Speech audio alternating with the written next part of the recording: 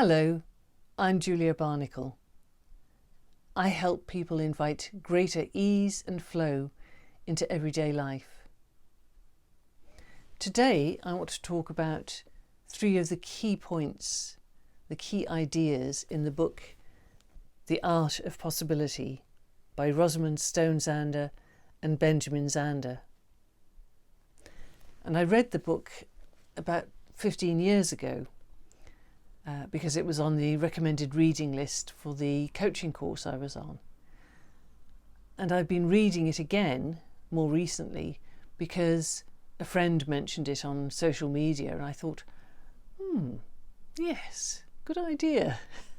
Probably a very good time to read this book. The thing that really drew me to it initially was the title. It had the word possibility in it, and I love the idea of possibilities.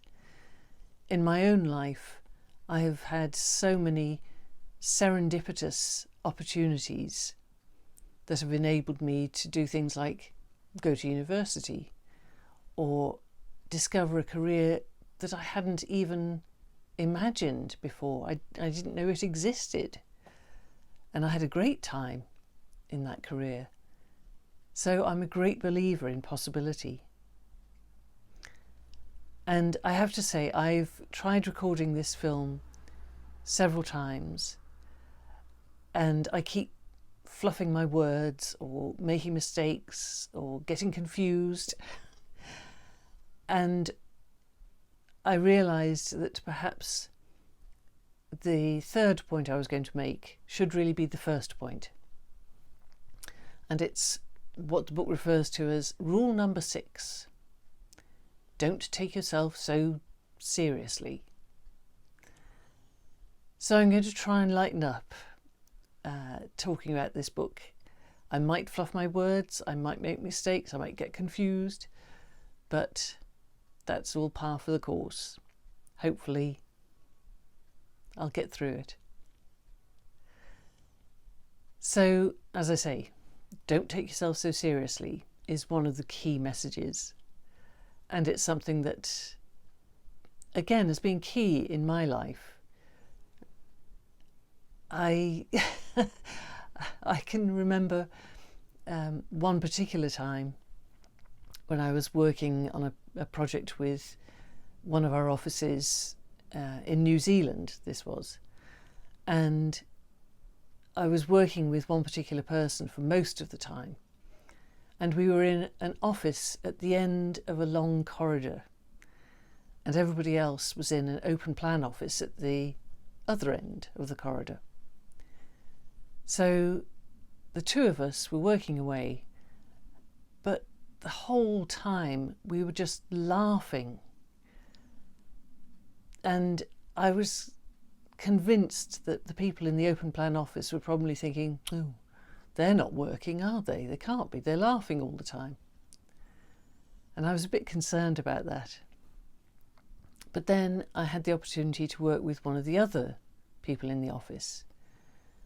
And we spent a day together, and we spent the whole day laughing.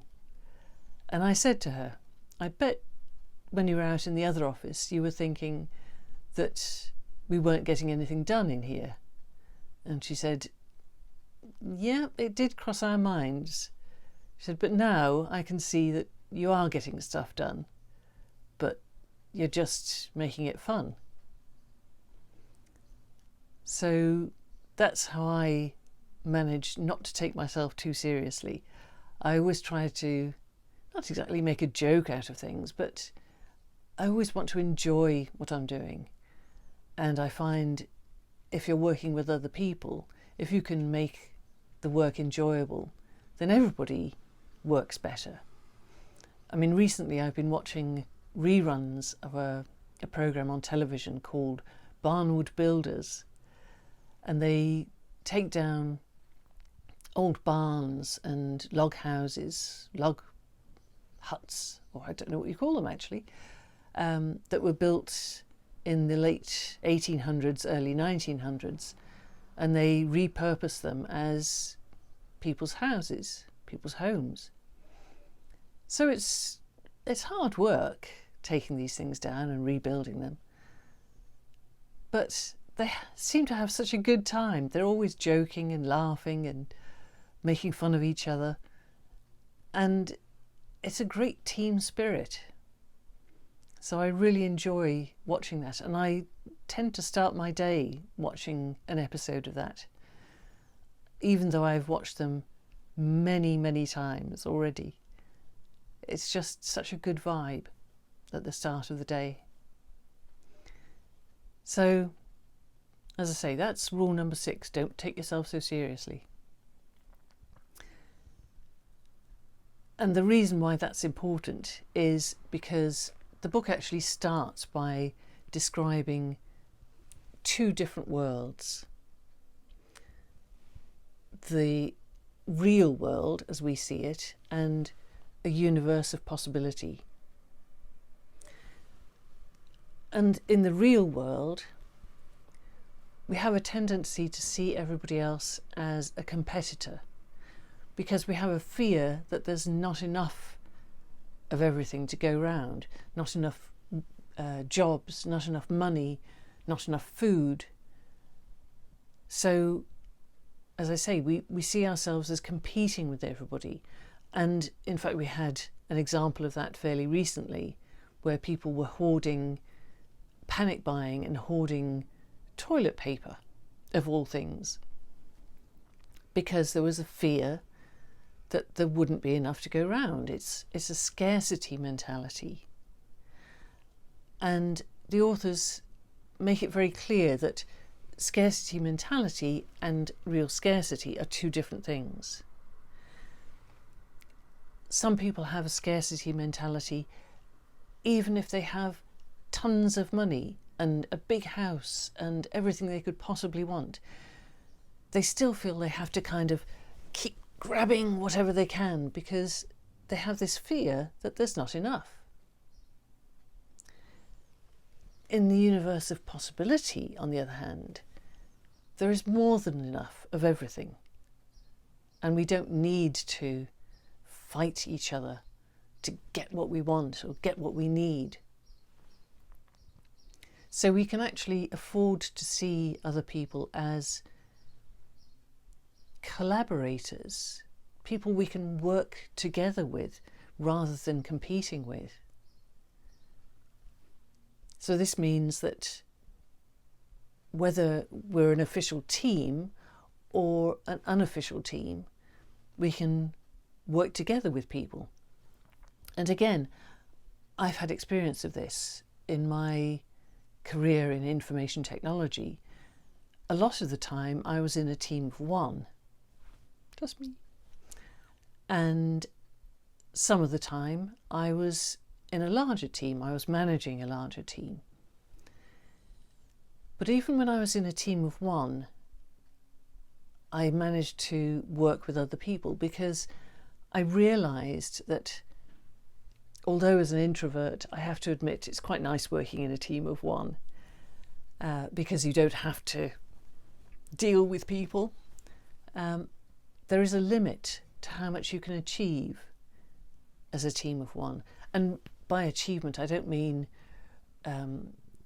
my own achievement, climbing the ladder, the corporate ladder or anything like that. I'm not talking about that. I just mean getting the job done. And I found that I could work on a small project and get that done. But if there was something bigger, I needed help. And at the time, I didn't have my own team. But I was able to enroll people in projects, not because I had authority over them, but because I inspired them to get involved. I inspired them with the vision. And it wasn't actually my vision. It wasn't my vision, it was the IT director's vision. But I shared his vision and I managed to share it with other people who then volunteered to join in the project, even though they worked in different offices, different countries even, but they were part of the same group of companies. So collaboration and working cooperatively is a real boost to getting things done, and it just feels good as well. So one of the key messages, I've done 2 of the key messages so far. One is about not taking yourself seriously, or so seriously anyway. One is about collaboration and cooperation versus competition. And the third point I wanted to make is about being relationship focused rather than task focused. Now again, as an introvert, my default setting is to be task focused. And initially, I think I definitely was very task focused, and at times I can still be task focused and forget about other people, just kind of concentrate on what needs to be done. And sometimes that's useful, but it can kind of get in the way. I remember one example where I was managing just one person. So we were a very small team. And when this person made a mistake, he expected to be punished in some way, at the very least to be told off, because perhaps that's what he had experienced previously. I mean, certainly our manager wasn't the gentle sort, so if this guy made a mistake, the manager would have really torn him off a strip. But there was one particular occasion, and there were other occasions as well, but this one particular occasion, he'd made a mistake and he tried to cover it up. And I was more annoyed that he was trying to cover it up, not that he'd made a mistake. I mean, we all make mistakes. And I tried to say to him, try to explain, I didn't really care who had made the mistake. I wasn't interested in a witch hunt or something. Who got this wrong? Who made a mistake? That doesn't really matter. It's about getting the job done. So I tried to get him to understand that it was more important to say, I made a mistake, but I know the solution, which he did. He'd already found a solution, but he'd tried to pass it off as the previous version that wasn't working. So, like I say, I just wanted to have the solution. I'm not interested in problems. You know, everyone has problems, everyone has challenges. If we focus on the problem, that doesn't help. I'm interested in solutions. And this guy had already found the solution to this problem. But like I say, he thought he was going to get told off at the very least for having made a mistake. And I never did manage to convert him to my way of thinking that actually that doesn't matter. It's just getting the job done, finding a solution to a problem. Fortunately, that wasn't the case with everybody. But this thing of being task-focused versus relationship-focused, I think that's probably an example of where I was more focused on the task, on getting the job done. And I didn't really understand this guy.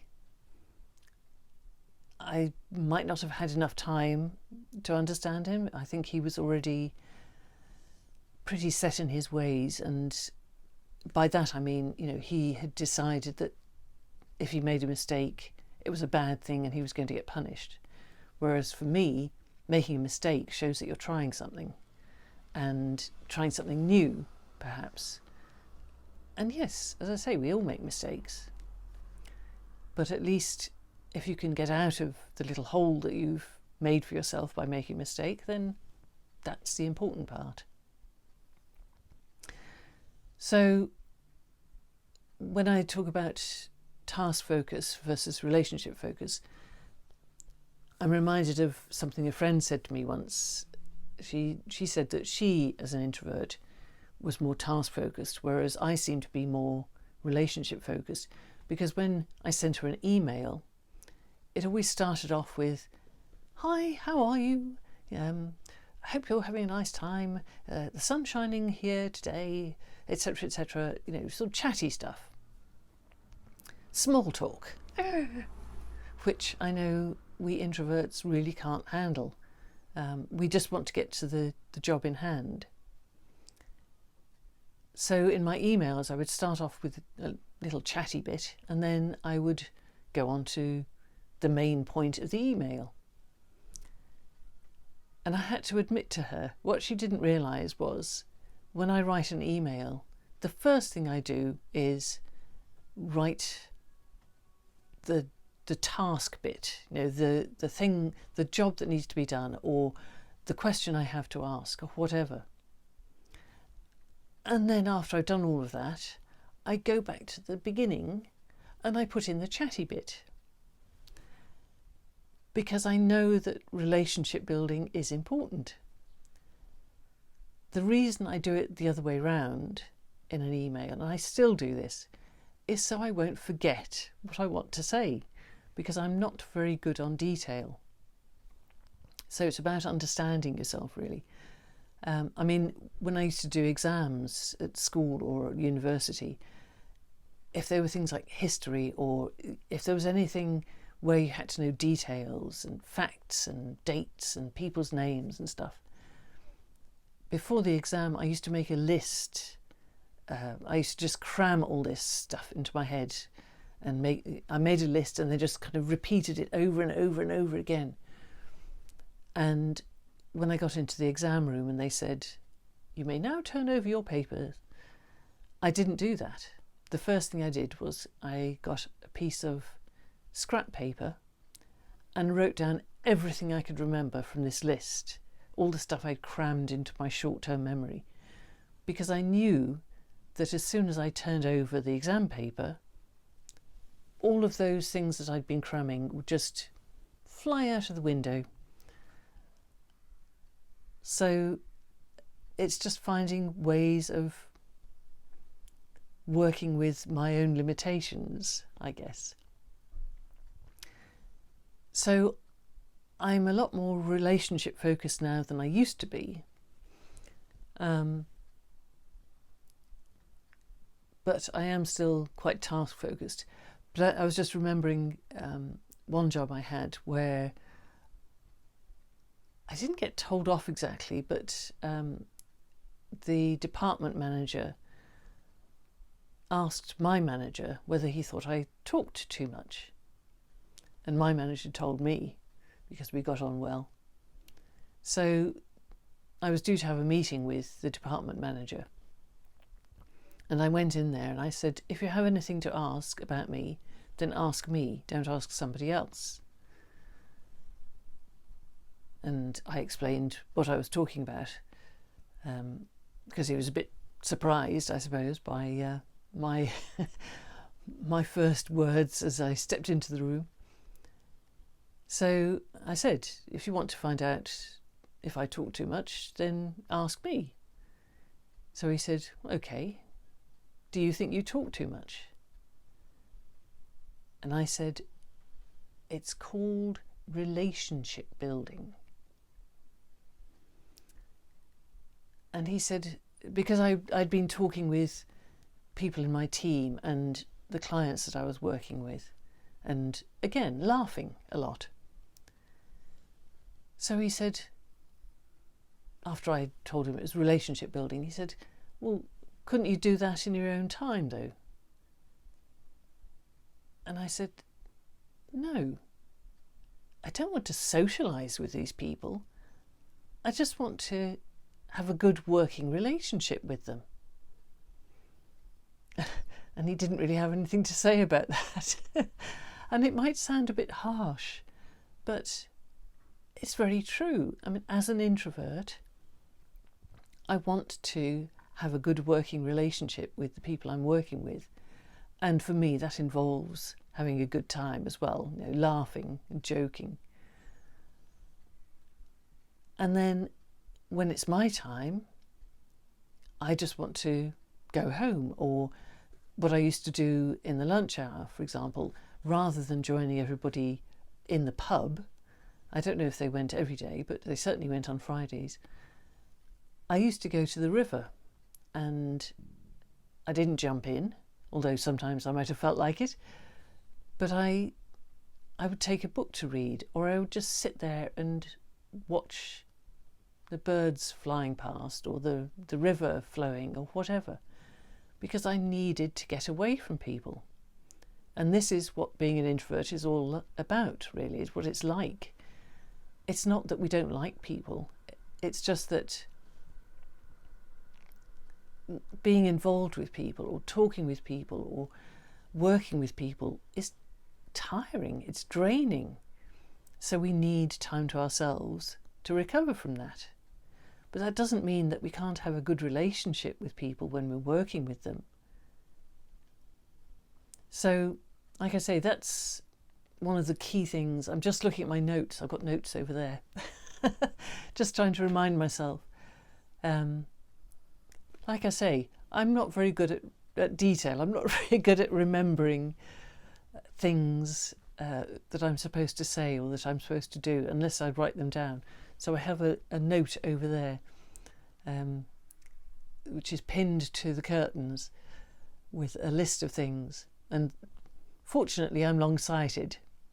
If I were trying to read something out of the book, for example, I'd have to put glasses on. But I can read that over the other side of the room. So yes, so those are the three things that I wanted to mention, and I'll do them in the order that I've written them in. So the first one is collaboration versus competition. The second one is relationship focus rather than purely task focus, although of course we still need to get the job done. And the third one is rule number 6. Don't take yourself so seriously. I hope you enjoyed that as much as I did, and I do recommend the book. There's a lot more in it. It's really a good read, and there's a lot of stories in it that explain the ideas. So it's not dry. It's a really good read. Anyway, that's all from me for now. Take care, and I'll see you soon. Bye for now.